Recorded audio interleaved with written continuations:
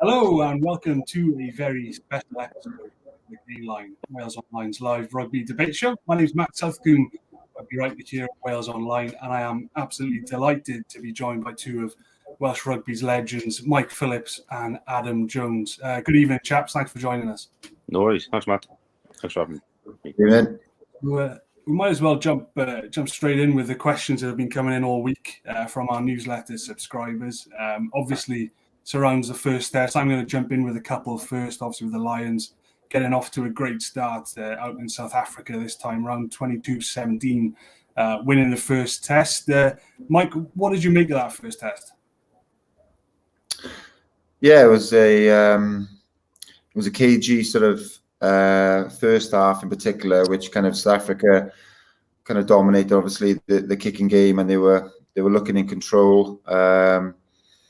And playing sort of a real simple game, but sort of making headway. But yeah, in general, you know, it was really nip and tuck, and it was almost like no one wanted to sort of make any mistakes, and nobody wanted to lose the game, and that sort of created this sort of tight tension game, which, you know, it wasn't a free flowing,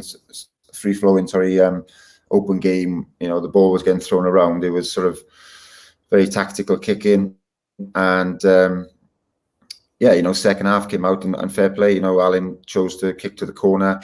They changed the front row, and sort of from there, really, the Lions kicked on and did really well in the second half. So it's all looks good for this sort of second test now. Yeah, Adam, I'd like to bring you in as well.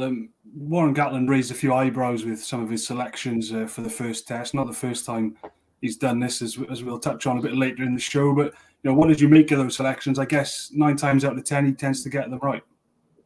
Yeah, I think I was probably surprised Ali Price started, but he's been going well on tour, hasn't he? You know, Jack Corner was probably a bit of a bolter. You know, you'd probably expect to see Liam Williams and Josh Adams in it, but I thought, you know, he gets it right pretty much most of the time, doesn't he, Gats? You know, obviously it's the first test of a long series, so, but they're going to get better, which is obvious. You know, the Lions will get better as well, but I think there's more room for improvement from them. You know, they've changed the starting front row now, and you know, it'll be interesting to see how that front row goes from the start, because they were pretty average when they came on at half time. You you expect big things off Kirchhoff and Malherbert and Marks, and it didn't cause the Lions any issues whatsoever. But no, they're going to get better, which is obviously the worry. But you know, I'm sure the Lions boys will be more than a match for it, I'd imagine. You know. Yeah, you mentioned at the start there that, you know, Gatland, you know, Ali Price played well on tour and as such got a start in the test, Adam. Is that all you can ask for, really, though, as a player? You know, if you play well, you know, that's what you get picked on rather than reputation? Yeah, look, obviously he makes the exception to that, hasn't he, when he's been on tours. But you know, it's that's what he's good at. You know, you pick form players. You know, I think Elliot Daly done pretty well until a point, but so did Chris Harris. So I guess it's a 50-50 call. And as a player, as you said, yeah, I guess there's a few question marks when Ali Price went anyway. But you know, it shows that Gats doesn't mind making a big call. You know, not picking Conor Murray, who was obviously the captain till about a week before anyway. So it's no, he doesn't mind keeping players on their toes, Gats, and you know, that's a good thing for the tour, because you know, you always think you're within the chance then of being involved in one of the tests. Yeah, Mike, what do you think was going wrong in that first half? They seemed to get on the wrong side of the referee a little bit, and perhaps didn't get into that kicking game the way they wanted to. You know, was that the way that you saw it? Yeah, I mean, they tried to go wide and off the first sort of line out, and you know, the South African defence is quite up and aggressive, and shut them down really well, didn't they? I mean, we haven't really, obviously South Africa haven't played much since the World Cup. You know, when you look at their defence in the final against England, it was absolutely unbelievable. They flew off the line, and they sort of did that. You know, when it was South Africa A, I thought they were really good defensively, and you know, how the Lions how are they going to get around that, I think it is key for this week. And it was tough. It's tough against that sort of aggressive defence, and I think tactically, kicking wise, they've just got it wrong. And on the, like you said, discipline, and it kind of just got away from them. But a couple of key turnovers as well in that first half, and South Africa almost run away with it. But fair play, they dug in there and they stuck within the game. And then second half, I think that turning point, like I said, with Alun Wyn Jones, going for that line out, which was a huge call. And fair play to the forwards, they got over Cowan-Dickie, got on the score sheet. So, and that kind of, they went on from there really. So, and fair play, the guys came off the bench really well. They added energy and sort of had a calmness about them. So much experience in Conor Murray coming on and just controlling things. And full credit. It doesn't matter about how the victory came. No one's going to talk about how, if it was a spectacle or not. It's getting that 1-0 up, and and like Adam knows, that's what's key on Lions tours. Yeah, Adam, the scrum was obviously talked about a hell of a lot going into the first test. You touched on it there with Kitsoff and Malherbe as well. The Lions probably got more change out of that part of the game than many people were expecting. How did you sort of view that scrummaging battle? Well, I thought South Africa were the better scrum in the first half. I thought the young Lucid did a good job. He made the furlong work pretty hard for everything. And obviously you're bringing your rock stars on half time, and you'd expect them to do more. They were. I know they're starting this weekend, but and I know Nietzsche's got a neck injury, but you'd feel pretty hard done by if you were that South African front row. The only caveat to that is the hooker who started. He's the key in all this. When he's their best scrummaging hooker, and when the fact he's going in there now with his Stormers teammates in Kirchhoff and Malherbe. So Bongi will be. He's the key guy. He's the one who caused the problems in the final, along with the Beast. He's the guy. If we need to be able to deal with him in the scrum, otherwise it's going to be a long day. Because even though he's not as big as Malcolm Marks, he's technically a much better scrummager. He's more used to Malherbe and Kirchhoff, so we need to deal with him. Otherwise, it's going to be a tough game up front, because we know those the props can scrum. And having that hooker in between Kirchhoff and Malherbe, then he's going to be a massive difference to them. So it's good. The scrum battle for me will be doubly hard this weekend. Yeah, you always. I'm not sure why you didn't ask me that question, but I agree with what Adam said. I'll ask Adam about the Scrum-halves later. Just on that, Adam, we always talk about the props when it comes to scrummaging, but you mentioned that Bongi and Banambi is very important this time around. Get a bit technical about it and just explain what the hooker can do at a scrum to cause some chaos. Well, he would. If you look back to the World Cup final, he attacked the seam between Jamie George and Dan Cole. So when I mean attack it, he was looking to split the bind between George and Dan Cole, isolating Dan Cole to go on his own, because he knew Malherbe could hold his own really, against Mako, because he's a big bugger. And yeah, basically he's looking, because I think Bongi's pretty big. He's probably about 5'8", but he's like a little ball of muscle. And once he attacks that seam, it causes a lot of issues. So Tyke Furlong is going to have to be on his mettle this weekend to stay nice and square on Kirchhoff. Because if he can go 1-on-1 with Kirchhoff and not allow Bongi to get across him, and Cowan-Dickie help him out, then he'll be fine. But there's a couple of scrums in the first half where you can see he's got to cross Cowan-Dickie's bind and split him from Furlong, because he goes to that sort of seam so aggressively and that causes a lot of issues to the front row if you're not all not a cohesive unit really. So and I guess that's the thing in their favour. It's the Stormers front row, so they know each other inside out. Yeah, absolutely, Mike. I'll come back to you on this one. There's been a lot of discussion on social media this week from Springboks director of rugby Erasmus. Today, pretty unconventional, putting out a feature-length documentary on the first test, really, and looking at all the decisions that went against his side. What have you made of sort of him coming out and doing that this week? We know coaches like to put pressure on referees in different ways, but this is pretty unconventional. Yeah, I did watch.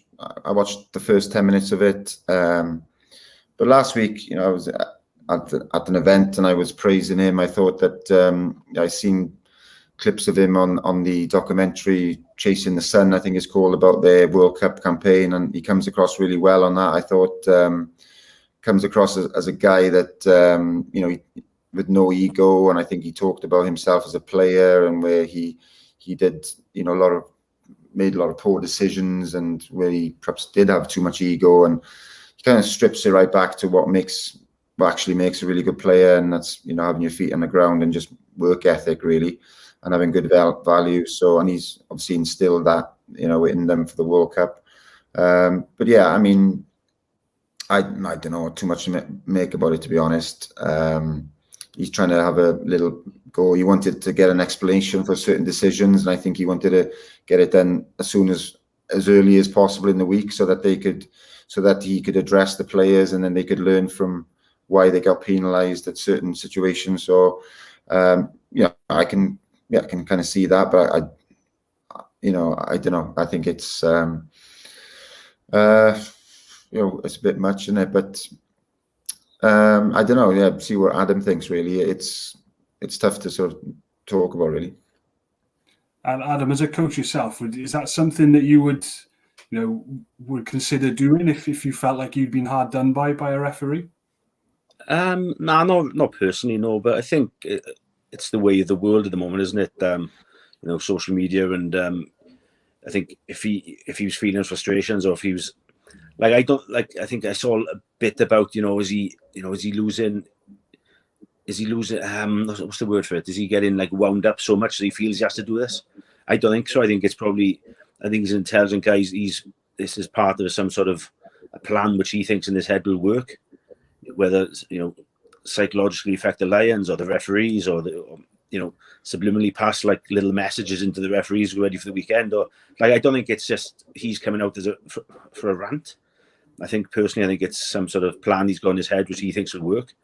I got one of the coaches with us in Quins, Jerry Farran, he's worked under him, and he said he's the best guy he's worked under, and the best guy he's seen as a coach in his long career. So I think as much as it might come off as a bit of a rant, I think it's probably there's a plan in place for it, and it's a bit out there, and it's a bit it's weird, certainly for the rugby fraternity. It doesn't really happen, or hasn't happened, so it's probably the first time something like this has happened. And so I don't know if I can never imagine someone like Steve Hansen doing this, or Gats, or Eddie Jones, or these type of guys. But I think Rafty's a bit more not up to date, I guess, but is the wrong word, but uses the social media platform for what he thinks is the greater good, I guess. Yeah, I guess that's the point, really, Mike, isn't it? Coaches firing these sorts of messages out has been done, since rugby began, but it's just been done in a different way. You get Eddie Jones and Warren Gatland throwing out their grenades on a weekly basis. It's just usually it's done in a press conference rather than on social media. Yeah, the whole sort of him just behind the sort of a desk and the laptop. But yeah, I think Adam, all he's trying to do is put pressure on the referee this week. And, I think he mentioned about the trouble in South Africa and the emotion. And he's just trying to use all that to his advantage, I guess. And, I guess they felt that they were on the wrong end of some tough decisions.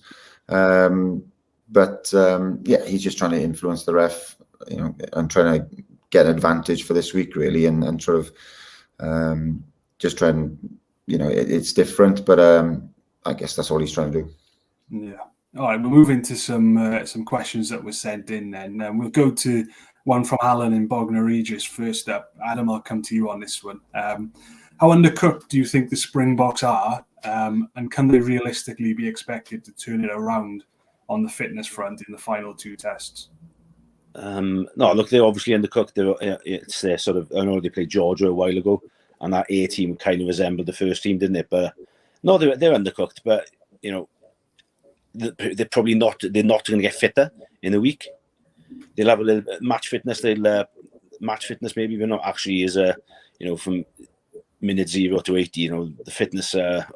Aerobic and anaerobic fitness, what's needed is it's not going to make much difference. But I think the fact they've played together now as a team, and they've felt it out, and you kind of know they're going to come out firing, and so the fact they've played together a week now and they trained another week together, that's probably the big deal. Not too much about they're not going to get much fitter in a week, certainly. Yeah, and Mike, how difficult is you guys had to do this a lot in your careers when you get like the first game of a test series or the first game of a Six Nations with Wales having been with the regions, then you get 2 or 3 weeks without a game. It's quite hard to get yourself going from the off, isn't it? Yeah, I think Gats talked about it a lot, because I think kind of like the intensity of the regional rugby. Gats always talked about the Super Rugby and how much the ball was in play, and the intensity was kind of way off that. So we had to jump up, and that's why we used to put us through our paces when we would first go into camps, and we would get so much better, and I think, as Adam said, then when you play international rugby, it's another step up and the intensity goes up, and you sort of do get that international sort of rugby fitness into you. And if you look, from our time, I think whatever it was, a November autumn series or Six Nations, we'd always finish strong, so we'd get a lot of benefits out of it. And so will they improve? I think obviously they will improve a lot, but I think the Lions will also improve this week. And so, they've been together that bit longer, and I think there will be, obviously a far more intensive sort of South African side, and they'll be feeling obviously a bit emotional about losing. But I think the Lions will also step up another 2 or 3 levels as well and improve their game. So it'll be interesting to see how the South Africans do react. Yeah, Adam, we'll move on to a question for you from Dave in Blackwood. He's asking who's the best tight head in the Lions squad at the moment. Obviously, Tyg Furlong starting. Carl Sinclair very well, having worked with him at Harlequins. Who do you think is the best tight head in the squad? I think they got it right. I think the fact you got the bigger man on from the start. Tyg Furlong be pushing 127, 130 kilos. So he's a big bloke. And just to counteract the sort of the wave that's going to come. But then you've got the kind of perfect sort of I suppose he's 115 kilos, Kyle. So he's the perfect guy to come off the bench. Powerful, athletic, carries the ball. He's got he's a ball handling prop. Which they both are. But Kyle's very good in the tip and the drag plays when you play out the back to the 10s and stuff, which we'll need to beat their line speed. I think they got it pretty right. I think they're both world class props. They're the props who played the last series as well. Ferguson was gone right on tour, the Scottish kid, but I think these two are probably. Yeah, I think Gats has got a selection right with Furlong and Kyle off the bench, because he's not a bad little prop to bring off the bench. Very much like Mako last week, ball carrying, all good all round game. Yeah, absolutely. And Mike, we'll come to you for one from Richard in Markham. Do you believe Thomas Williams should have gone on the tour? I feel like he's got the edge in Wales at the moment. What do you think of Thomas Williams? Yeah, I mean, people are obviously, you get asked to pick your Lions team, way out, and I felt that he was going to certainly go on tour. I like him. He seems to me very rounded scrum-half. He seems to have a great skill set, and I like his sort of aggression levels. He did really well in the World Cup. Unfortunately, he had picked up an injury, didn't he, in the Six Nations? But I really like him as a player. Like I said, he's exciting to watch. Scored that great try against Argentina the other day, and he's explosive. He's quick. He's got he seems to have it all for me. So, but he just needs a run of games, and perhaps when he gets into the Welsh camp to try and avoid injuries. For me, he seems to pick up these unfortunate injuries, which doesn't give him a run of games. So. He's got all the skills to kick on, certainly. Do you just on him? I think for me, he's comfortably in the top 3 scrum halves. Playing in the Six Nations. so obviously the Italians and French, but it was a shock to me he didn't go. I think he's far and away the best 9 in Wales. I think, Price and Murray haven't been, chopping up trees or anything, so tearing up trees or anything like that. So I was really surprised he didn't go. He was in the Cardiff Blues Academy when I was there for a year, and you could see them, what a talented kid he was. Very, I don't want to put too much pressure on him, but he's very similar to Mike. Very, he's obviously a bit shorter, but but he's very similar, very competitive, combative in the team's face, and he's probably, again, with all due respect to Phillips, he's probably got a yard of pace on Phillips, but hang on a minute. He's very, very. Has he got his own book coming out? Has he got his own book coming out? What's that called? Is that the one coming out in October, Mike? It's available to pre-order on Amazon right now. Yeah, there it is. That's one. All good bookshops. Is it coming at the same time as Alun Wyn's? Yeah. Don't know. That's a struggle, lad. That's a struggle. Mine have some good stories in it, mate. Better stories. Yeah. All right, we'll move it on. Mike, I'll come to you on this one as well. It's come from Jeffrey in Swansea. It said, considering Wales won this year's Six Nations, are you as disgusted as most of Wales that there are only 2 Welshmen in the starting side on Saturday? Jeffrey's obviously got strong views. Are you surprised there are only 2 Welshmen, given that they did win the Six Nations this year? Yeah, for me, Josh Adams has played really well, hasn't he? I've played with Liam as well. You'd go to war with Liam. You would think and you would imagine there'd be a lot more Welsh players in there. But it's tough. It's Gats is a couple of guys there. Adam said, Conan was in there. A couple of surprises for me.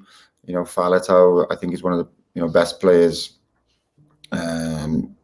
best number 8s ever to play for Wales. So he's quite not firing, but it is a bit of a surprise. But at the same time, Gats has done the business so far, hasn't he? So he's picked the team and they've won the game. So he can see it from a different perspective, and you can see training all the time and what goes on, behind the scenes and things. So it is surprising. Josh Adams has been outstanding, and we know what Liam is all about. It is a bit of a surprise, but it is what it is. Yeah, Adam, I'll bring you in on this. There's a lot of talk of perhaps Gregor Townsend's influence on selections. You look at Van der Merwe instead of Adams, and Chris Harris getting the nod as well, both Scotland players, of course. Are you seeing a bit of Townsend's influence on these teams? Oh, well, obviously there's going to have an influence, especially, you have to say, Chris Harris coming in now. He'll know Steve Tandy's defensive system as well. And obviously the winger will know it. And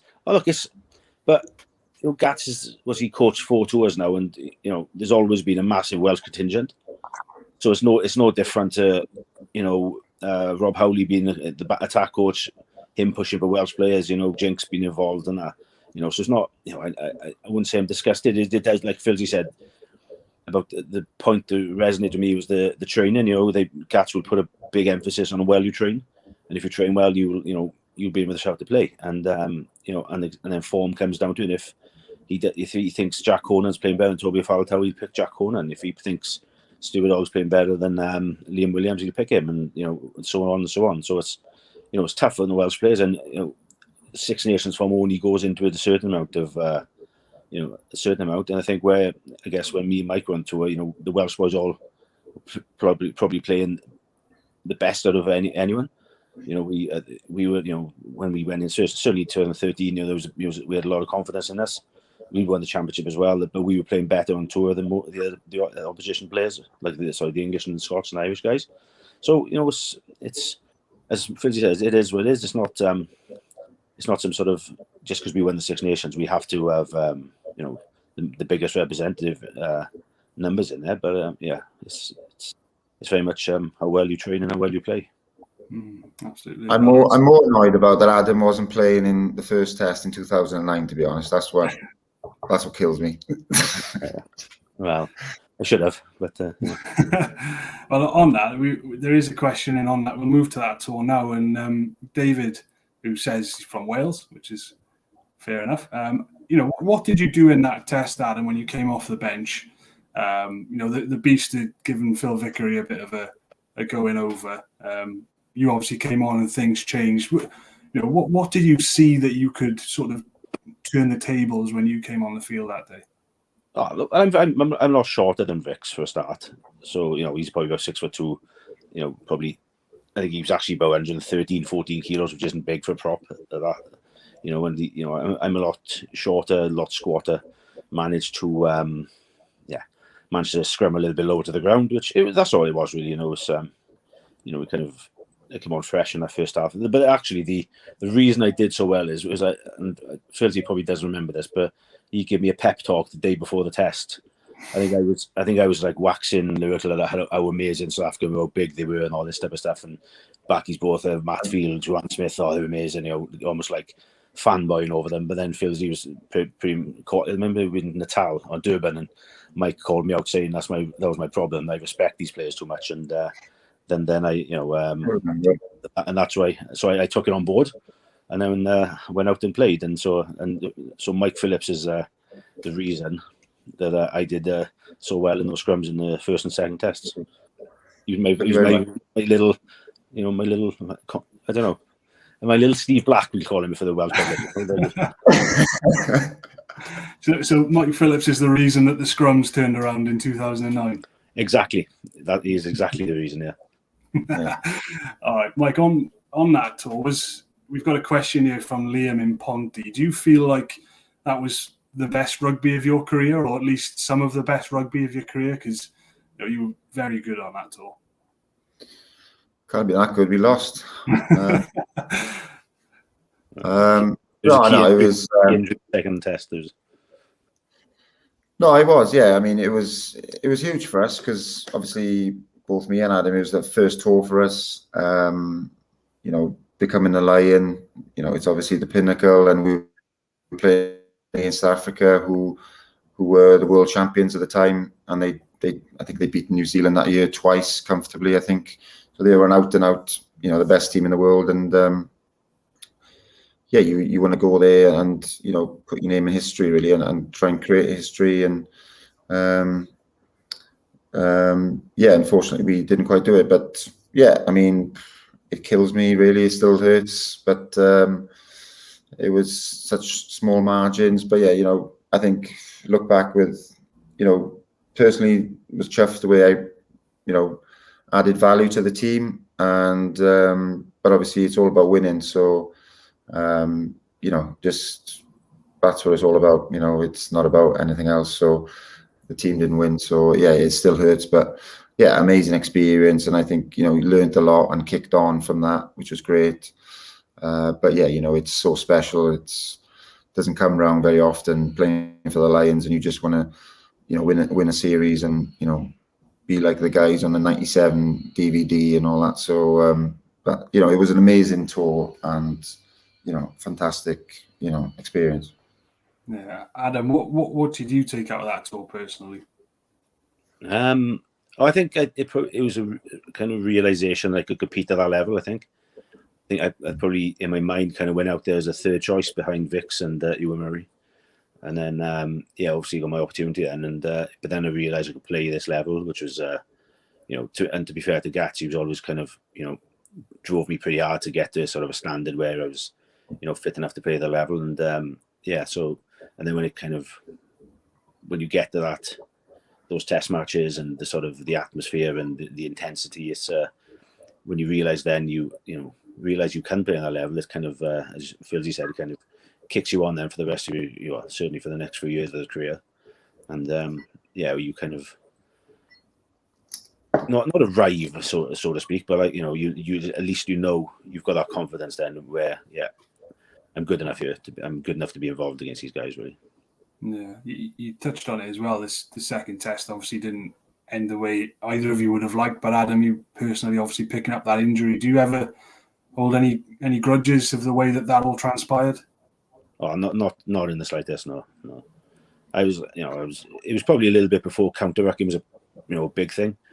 And obviously he's he's quite a big fella. But no, I was kind of just probably just being a little bit lazy, just not being like switched on too much over the ball. And it's a big sort of 20 stone South African guy came and cleaned me out. And unfortunately for me, he caught my shoulder in a funny position. And such is life. It's a game of rugby. It's not it's a physical game. It's not look, Sharpberger should have been sent off for gouging.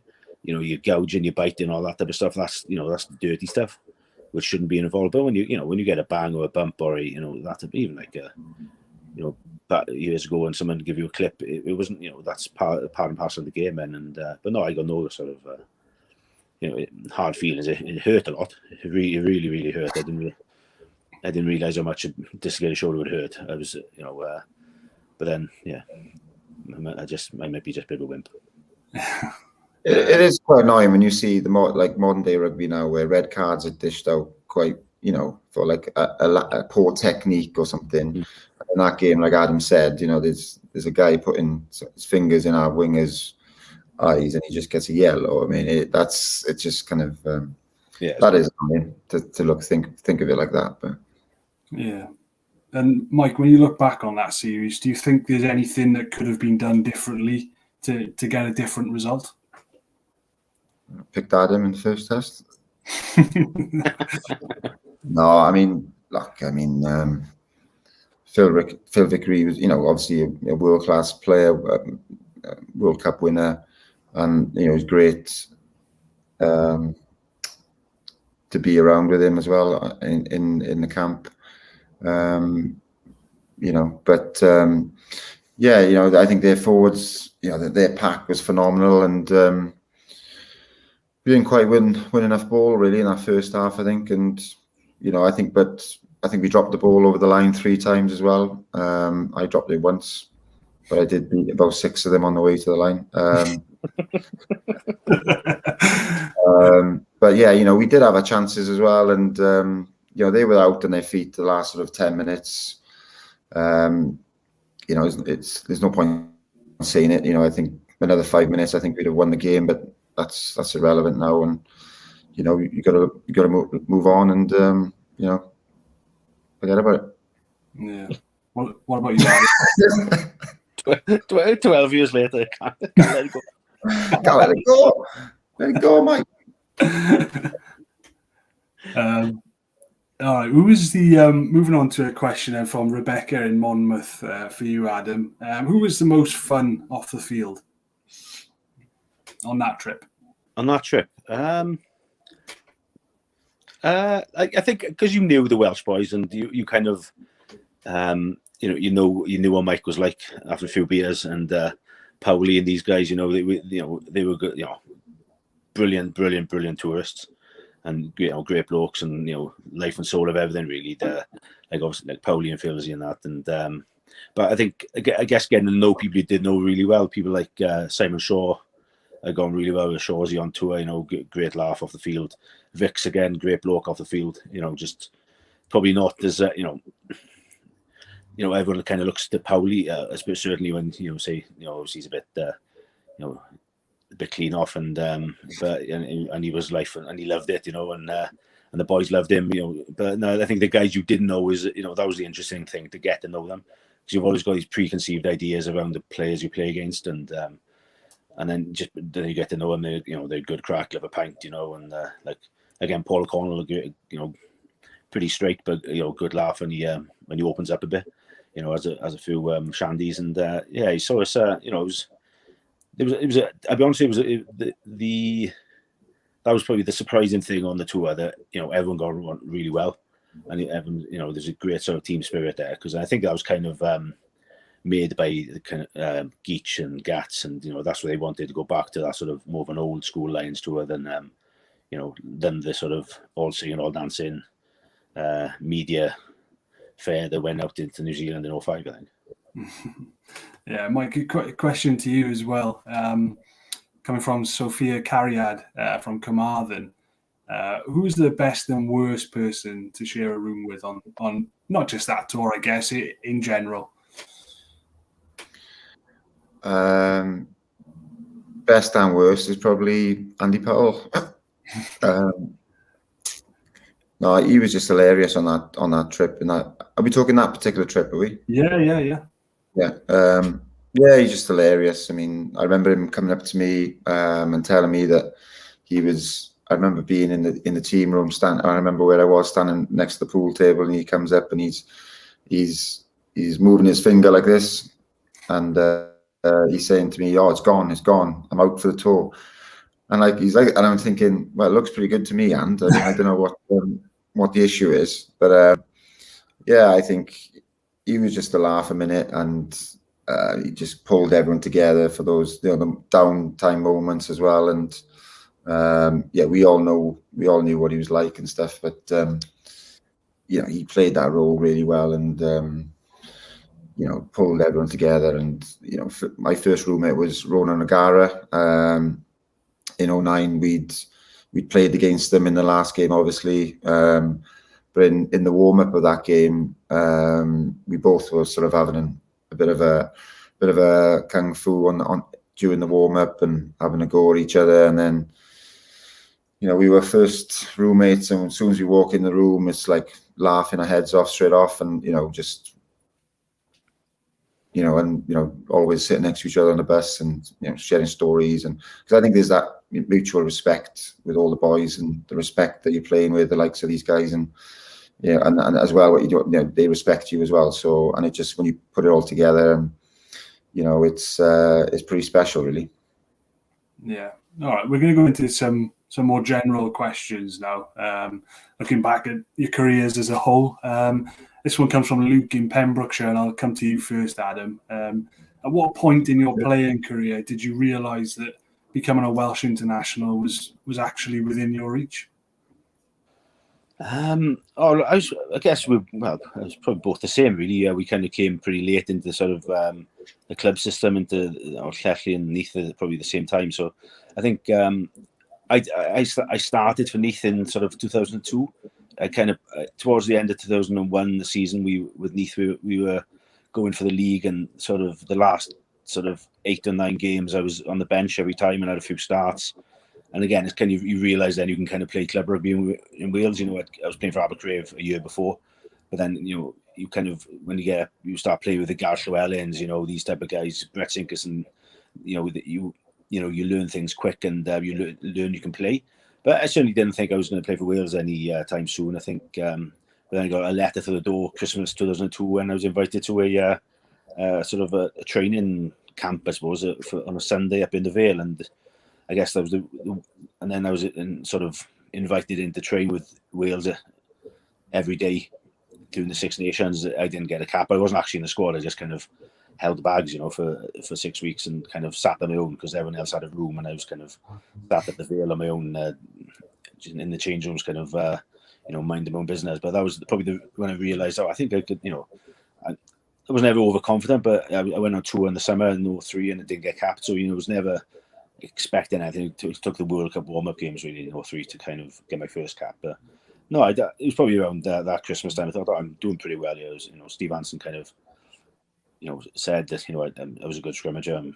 I was unfit, but I was a good scrummager. So I guess that was the time, I guess. Yeah.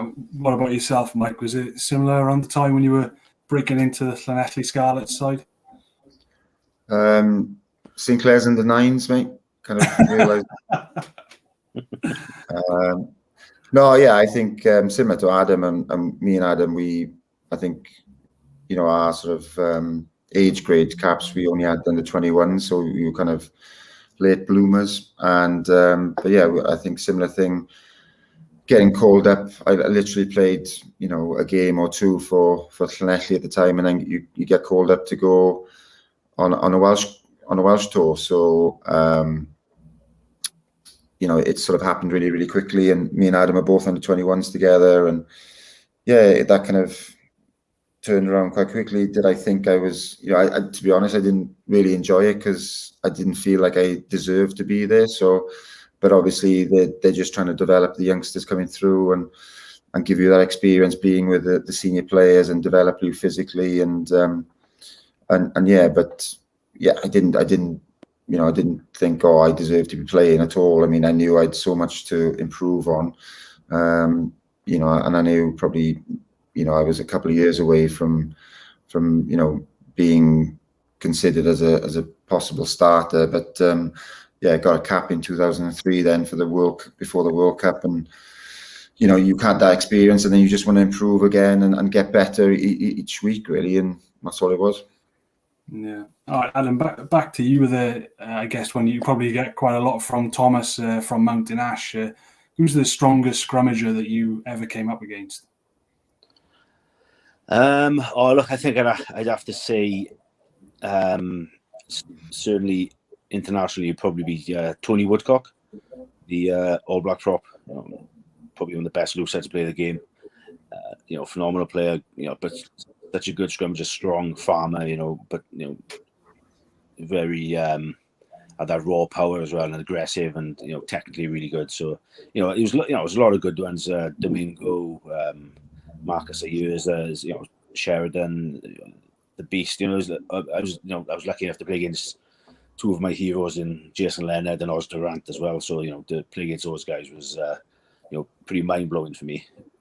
Coming up, Phillips said earlier about the Living the Lions DVD, and those guys were on it, and then next you're scrummaging against them, and it's just like you almost spoke about in awe of them a bit, and so it was but I think out and out probably Tony Woodcock was pretty special. And Mike, we've had a similar question from Nick in Abergavenny, who's asking the same thing. Who was the best scrum half that you came up against during your career? I had a game. We managed to play against George Gregan one time. I actually asked for his jersey as he's putting the ball into the scrum. I said, "Oh, Georgie, do you fancy swapping jerseys after the game?" And he looked at me and said, "Yeah, no worries, Mike." And quite chuffed with that. Never done that before, but he was the most capped scrum player in the world at the time. But he had plenty of jerseys, did he? Yeah. I think, Justin Marshall, I obviously played against him when he was, at the end of his career. But and I played with him for the Ospreys, and I think I really liked his, abrasive sort of, and his mindset. I know he's quite an individual, but I think, he was amazing. I think in training in the week, I didn't think that he wasn't really as slick. Obviously he's older, he's been there and done it all, but then come game time, I was blown away by how good he was, and he'd just turn up and absolutely boss it. And he was a competitor, and I thought, even though he didn't give me one bit of advice or anything, but that was fine. And I massive respect for him for what he'd achieved in the game and stuff. But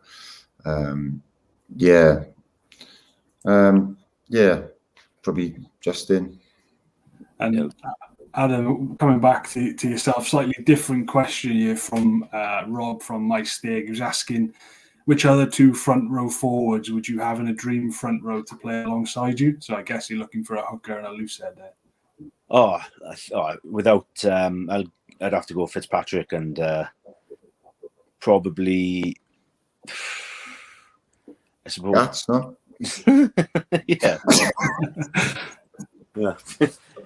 If I wasn't involved in it, I'd go Orlo Brown, Fitzpatrick, and Craig Dowd. So if I was playing, I'd go Fitzpatrick and probably Craig Dowd and Jason Leonard to come on after 50. If I was that would be my dream front row, I think. Yeah, that front row, the All Blacks, Dowd, Fitzpatrick, and Orlo Brown was unbelievable. Yeah. And Mike, I don't know. Adam's knowledge is incredible. How he knows all these players is phenomenal. Oh, there you go. John Aloma Rugby. Mike, I don't know if you know a guy called Ben from Swansea, or if you've slipped him money, or if it's a family member under a pseudonym, but the question that he sent in is, Mike is my favourite player. Could have been Erasmus or whatever. Mike is my favourite player to ever put on a Welsh jersey, an incredible game changer. I can't believe I'm reading this. Game changing scrum half, the best of his era. First of all, Ben's a legend. What do you feel was your best ever game for Wales? Oh, there's too many to choose from, Ben. Where do I start? Well, I was pretty good in 2006 against France, but we lost. But that was a cool experience because I think that was my first start in the Six Nations, and kind of like it was a nice statement to make because it wasn't really thought of as a first choice, and that was quite nice to put a big marker down that day. But yeah, I think generally was too many of them. What was it about that performance in 2006 that you remember? Just making breaks.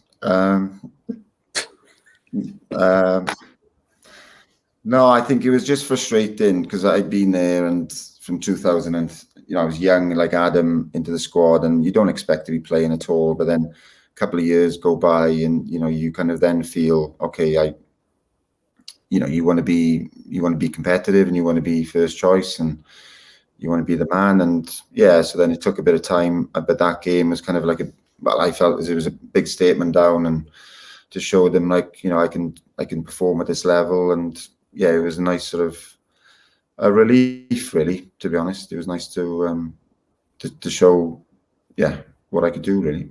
Yeah.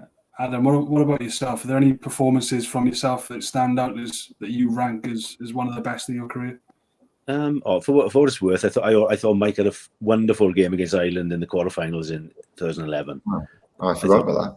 Yeah, I thought he was the scrum was pretty dominant, so he had a bit of an armchair ride. But I thought he was pretty special that day, to be fair to him. No, I think I guess the one would stick for me would be England in 2013, really, just for the kind of the scrum dominance. Really, I think that was probably, I'm sure I never really touched the ball a lot, or did too much. I tried to make my tackles and hit as many rucks as I could. So I was never one of the sort of, I may get the ball like once or twice in a game, but I think we got about 6 penalties out of England that day, and I think fortunately for me, it was against my good friend Joe Marler, so it was I like to remind him every now and again about it. But I think that was probably the best one I played myself. Yeah.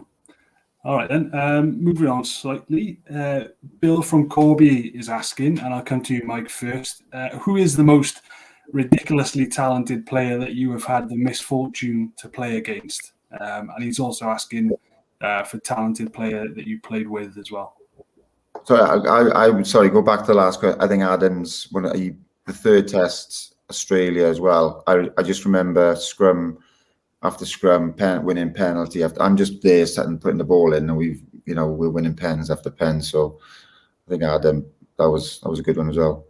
It's like a mutual appreciation. I was going to say, just come on, warm, fuzzy feeling. I just come into my head. Sorry. Yeah. What's Bill saying? Yeah, Bill from Corby's question. Who's the most ridiculously talented player that you had the misfortune to play against, and one that you were lucky enough to play with? I think when I was really young, I was on the 7th circuit, and Joe Rockakoku was on that, and then we played him. I think Adam was playing in South Africa, and we played in New Zealand. He was just phenomenal. He scored like 3 or 4 tries after 20 minutes, and I think we lost that one. But Joe Rockakoku he was unbelievable. And managed to get to play with him in France, which was pretty cool. A great guy off the field, and but yeah, he was a ridiculous talent. Especially on that sevens field as well. He was just carving up all sorts. Yeah, and then players you played with, obviously, you mentioned you played with him as well. But are there any other standout players that you played with down the years that stand out as just having freakish talents? Obviously Adam, but then Dan Carter in France, that was pretty special. I mean, he didn't make a mistake the whole season really. He was just constantly correct. Every decision he made was correct. and didn't miss a kick for goal. Great guy off the field. Enjoyed a few beers, and all in all, a top man. There was no arrogance about him. Was great with everyone, and made everyone else around him look good as well. And I think he completely understood what the game was about, and just a phenomenal player. Yeah. What about yourself, Adam? Is there any players that stand out that you played against? I think I'd probably go along with Rocker Coco. I think we played in 04 and he had the ball. You had myself, Mevin, Gethin, Garth Llewellyn and Shanks all defending him within 15 metres, and he got past us all, sidestep Shane and scored scored from 50 metres out. It was just, I think I'm not surprised he beat Shanks. he just gashed Shanks on the outside, I think. And honestly, I was like I just feel he'd obviously, we'd seen him in 21s and stuff, and it's like, oh my god, he's different level, and he did that on the grown up stage, and just a phenomenal player. And probably I was lucky enough to play with him for the Barbarians in a couple of games, and even then, obviously we both came at the end of our careers, but still so competitive. He got a bit bigger, and I think he played 12 for us that day. Still run hard, feet, and just what an unbelievable player. But I think I guess on the Dan Carter thing, the one I'd play with, was obviously a lot of the Welsh boys. So I'll go with, I was lucky enough to play with Nick Evans in Quins for 2 years, who's obviously a fellow coach now, but it was one of those ones when I saw him play, I was like, oh my god, I didn't realise how good he was. It's unbelievable. And again, Dan Carter must be an unbelievable player to have kept Nick Evans out of the team, because Nick was, when I played 2 years with him, what a player! So much time in the ball, great kicking game. Wasn't the best tackler in the world, but would tackle. But take the quick off the mark, take the balls to the line. Sort of, a great traitor outside half who take it almost to the point where he's going to get his ribs buried in, and he'd put someone through a hole. Unbelievable short kicking game, long kicking game, goal kicking game. Just a brilliant player, Nick Evans. And I was lucky enough to play 2 seasons with him, and still coaching him. But unbelievable player. Yeah. All right, and we just coming towards the end now, but we've got a question from Mike from Cardiff. I'll come to you first, Mike.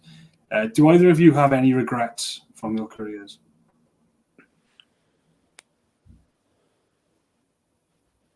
Oh, too many to mention. Not really. I think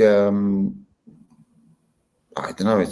It's mad, really. It seems to have gone so quick, and you look back and reflect, and really, if you can speak yourself as a 9-year-old and say that you're going to have 90. If I could speak to myself and say 94 caps, and go to World Cups, and you've got to be really grateful for all that experience, for those opportunities, and it's a couple of years since gone now, and I truly am really. So of course, few regrets, few poor decisions on the field, but it was an amazing journey, and you can't really live your life that way. Yeah. What about yourself, Adam? Is there anything that you'd like to change about the way things went for you? Look, I guess the big one for me would be probably 2. I get, when there was times when I probably should have been more professional in and around my diet, and looking after myself. So I'd be a better professional rugby player. Certainly eating better and drinking better. There's times when I should have done better there. But I think the biggest one for me was not kind of changing when the scrum laws changed. I'd come from the Lions series in 13, and it was all about hit and chase, and the laws changed, and it took me a sort of good 18 months to get back to speed with them, and I didn't move the times quick enough, and I'd kind of put so much sort of pressure on myself to get 100 caps, internally, not outwardly, just get 100 caps and go to 4 World Cups, and I didn't get it because I didn't move with the times. I didn't move, with the how the laws had changed, and which kind of negated my sort of perceived strength, really. So I suppose I should have put more of a gone back to basics and learned, upskilled myself to how the scrum was going to be, rather than trying to rely on what I'd done in the past. And I think that's probably the biggest one I got.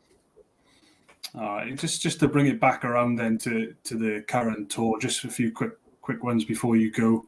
I can't let you go without asking about Alun Wyn Jones. Mike, I'll come to you first, but we're talking about a guy who dislocated his shoulder just over 4 weeks ago and was back and played extremely well in the first test last Saturday. I mean, you've both played with him so many times, but what does that say about him? Yeah, so it's all been said, and it's ever since the first training session, with him, he the intensity and the professionalism, just phenomenal, and that's every single time that he's gone to a session, played a game, always been the same. There's never been a day where I used to love fitness testing day. I used to want to be up there, leading in the front, but there were times when perhaps not in the right place on a Monday, but he doesn't miss a minute, and he's on it all the time. And yeah, he's just a phenomenal player, and to be the most capped international in the world, it just says it all, and unbelievable. Yeah, Adam, what about yourself? His powers of recovery to come back that quickly, it's not something that normal people can do. No, I think but I think as I probably speak for Mike as well. If anyone is going to do it, would do it, it'll be him. Just incredibly professional. He's been kind of all through his career. He's always looked to the NFL for the latest sort of training methods or recovery methods or this type of stuff. So it's no surprise. It's probably the amusing thing for me is the amount of attention he's getting, and he's probably deep down, he's got obviously the Lions capacity, but he'll be hating all this sort of Lazarus stuff and all this Robocop stuff, and so he'll be that'll be peeing him off a bit, but and he just want to get on with the rugby, and so he's a special bloke, and he's a obviously a special rugby player, and if anyone's going to come back from a dislocated shoulder in 3 weeks, it'll be him. Yeah, just finally there, Mike, I'll come to you first. We need some predictions. Can't let you go without getting how you feel like this test match is going to go on Saturday. What are you thinking going into the second test? Yeah, well, hopefully it'll be a bit more entertaining, a bit more rugby played. But I think South Africa will come out, firing. I hope there's no kind of controversial red card, or I just hope there's none of that. I just hope to see, I want to see an entertaining game. And like I said, I think South Africa will get a lot better, but I think Lions will go up 2 or 3 notches as well. So I can see the Lions getting the job done this week and winning. And what about yourself, Adam? How do you see this one going? I obviously don't want to bore everyone with the scrum detail, but if the Lions can hold their scrum first half and get parity there or even dominance, then I think we win. But I got a feeling they'll sneak it this weekend, but I think we'll take it. Down in the third test, I think it'll be 2-1 to us. But I think they might just sneak it this weekend with all the emotion and all the nonsense that's going on this week with them. Is that what you think about the scrum, the 2 props under pressure? You think there may be a bit of a backlash in that department from them? Yeah, I think so. You'd expect it to be anyway. They were, as I said, they were pretty poor. Those 2 guys who were both their rock star props, and it's all about how you deal with the hooker. This guy was a rock star. This guy All right, guys. Normally by this time where I ask the crowd for a round of applause, but unfortunately because of the times that we are in, we're doing it digitally. But for everybody watching, thank you both for joining us. Best question, Mike from Swansea. That guy's a legend. It's been a blast, and I've seen a lot of comments coming into the viewers as well. If you want to ask questions in future or keep up to date with these events, make sure you sign up to our newsletter. The link is in the comments. And of course, we'll be building up to the second test now for the next few days between the Lions and South Africa. And you can catch all of that on Wales Online.